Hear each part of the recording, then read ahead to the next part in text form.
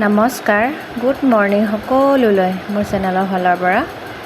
আৰু আজি ৰাতিপুৱা একেবাৰে ৰাতিপুৱাইছে আৰু বেলি ওলাইছেহে। খোজকাঢ়ি আহিলোঁ অলপ। ৰাতিপুৱা খোজকাঢ়ি আহি ঘৰত গা পা ধুই এয়া দেওপানী দুৰ্গা মন্দিৰ যাবলৈ ওলাইছোঁ। মা আৰু মই দুজনীয়ে।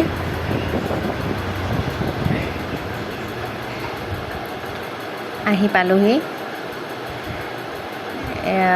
একদম সোনকালে আহি পালোঁ আমি।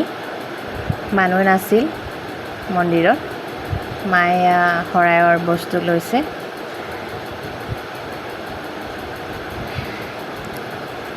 মানুহ একেবাৰে কম আজি। একেবাৰে খুব ভাল লগা পৰিৱেশ।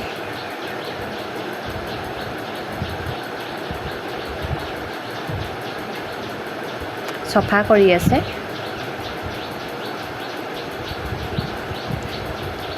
শৰাই এখন দিওঁ বুলি মা আৰু মই নাম মন্দিৰলৈ ওলাইছোঁ।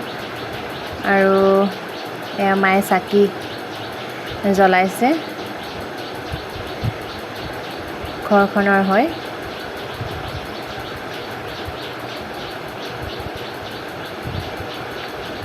শৰাইৰ বস্তুখিনি চাকি জ্বলাই হৈছে মাৰ।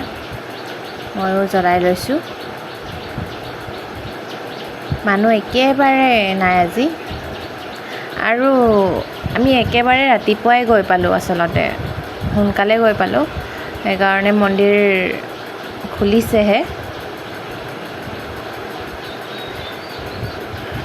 খোলা বেছি সময় খুলিছেহে আৰু আমি গৈ পাইছোঁ। মন্দিৰ চফা কৰি আছিলে আমি যাওঁতে। এজন দুজন ভক্ত আছিল।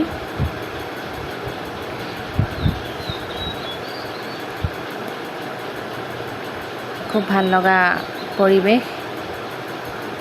মনটো একেবাৰে শান্ত পৰি যায়।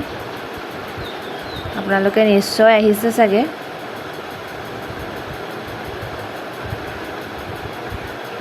এনে দেওবাৰ বহুত মানুহ হয়। আমি সোমবাৰে গৈছিলোঁ। যোৱাকালিৰ ভিডিঅ' হয়। এডিট কৰিবলৈ সময় নাপালোঁ মই। সেইকাৰণে আজি আগবঢ়াইছোঁ আপোনালোকলৈ।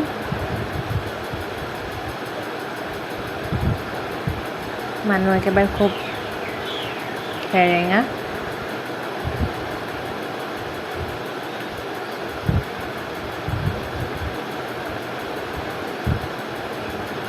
গৰমৰ কাৰণে আচলতে আমি ৰাতিপুৱাই গৈছিলোঁ। সোনকালে গৈ আহোঁ বুলি। দিনত বহুত গৰম পৰিছে। দুদিনমান হৈছে।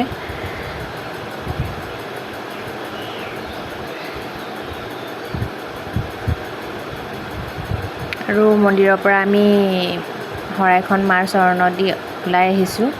আপোনালোকে জানেই মন্দিৰৰ ভিতৰ ভাগত ভিডিঅ' কৰিব নোৱাৰি, ফটো মাৰিব নোৱাৰি। আমি ওলাই আহিলোঁ শৰাই এখন দি। আৰু এয়া মায়ে ইয়াত ফুল দিছে, সেৱা লৈছে। মন্দিৰ ভাগ খোলাই নাই। আমি সোনকালে গৈ পালোঁ। আৰু ইয়াত বলি বিধান দিয়া হয়। আপোনালোকে জানেই ছাগলী বান্ধি থৈছে বলি দিবলৈ। আৰু এইফালে এনেই এপাক ফুৰি আহোঁ বুলি ভাবিলোঁ। বহুত দিন হ'ল যোৱা নাছিলোঁ মন্দিৰলৈ। ঘৰৰ পৰা বেছি দূৰ নহয়।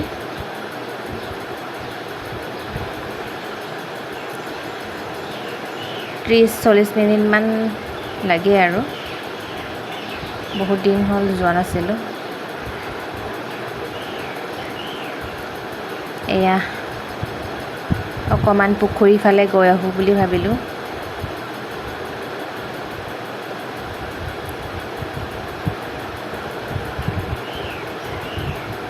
ইয়াতে ভোগ বনাই আছে। হোৱা নাই। আমি সোনকালে গ'লোঁ। ইয়াতে ভোগ দিয়া হয় এই ঘৰখনত। আমি যাওঁতে পাচলি কাটিহে আছিলে।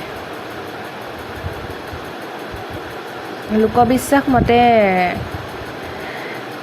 শুনিছোঁ আৰু পণ্ডিতসকলেও কয় যে মাৰ বিগ্ৰহ মূৰ্তিভাগ এই পুখুৰীতে পোৱা গৈছিল। সোমাব নোৱাৰিলোঁ অৱশ্যে, তলা মৰা আছিল। এতিয়া এই পুখুৰীত মাছ কাছ এনেকৈ পোহা হৈছে। এই পুখুৰী ভাগতে মাৰ মূৰ্তিভাগ ওলাইছিল বুলি পাইছিল বুলি লোকবিশ্বাস আৰু